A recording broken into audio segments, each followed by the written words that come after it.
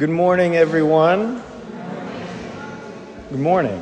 When I was a kid growing up, my favorite sound to hear was a knock at the door.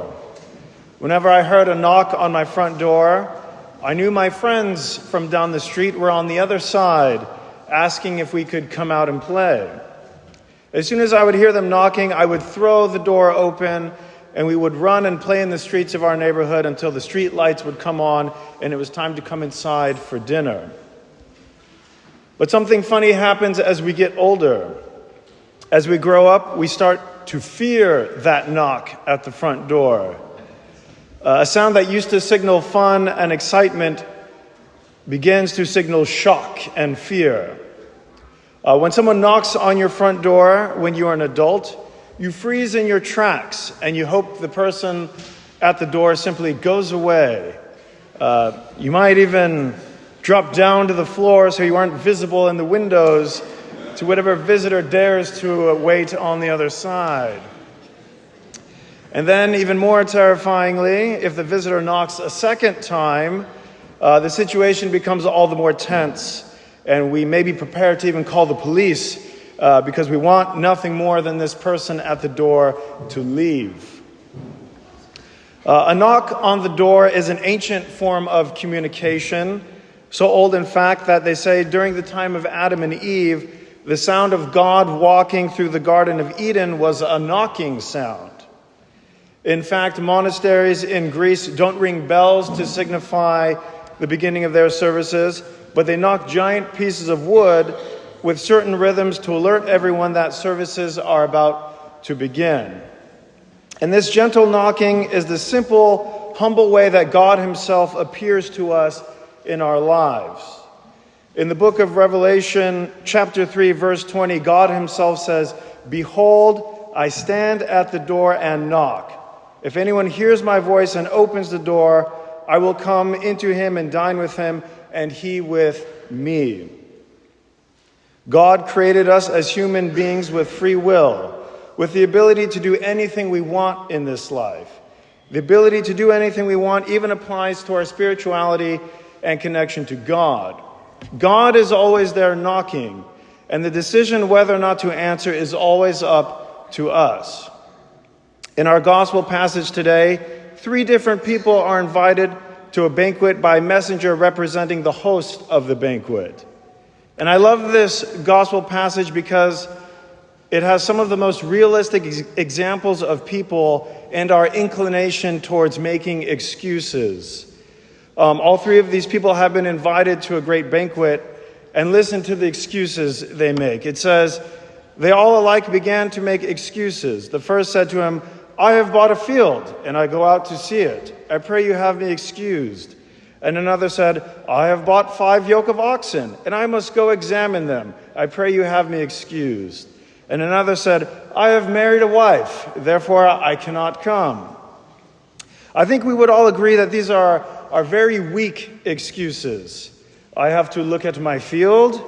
I have to examine oxen, which apparently I have already purchased. Wouldn't I have examined them before? And the last one is perhaps the funniest one, simply, "Sorry, I can't come, I'm married," which is an excuse that maybe some of us use today for certain things. All of these people had turned down a very special opportunity for very mundane excuses. But how often do we turn down opportunities to come to church for mundane reasons? It might sound funny to hear excuses in the gospel passage, but I'm sure we've all made much weaker excuses from time to time when it comes to making the choice to open that door to God when he knocks. Luckily, opening that door to God is easier than you might think. The way that we crack this door open is by practicing some small measure of virtue in order to allow Christ the opportunity to open our hearts the rest of the way. The smallest act of kindness can have a ripple effect of good around us and in the world. I will share one small example. I was at the gas station the other week. Nothing exciting about that in particular. And as I was filling up my car, I looked across and I saw another guy filling up his truck. The guy seemed to be staring in my direction, and I found it strange, and I was even thinking, what's up with this guy? Kind of skeptical. Then the guy started jogging towards me over to where I was at my pump. And he continued jogging past me, and as I turned around, I saw that he had jogged over so he could help a woman in a wheelchair get into the door of the convenience store for the gas station.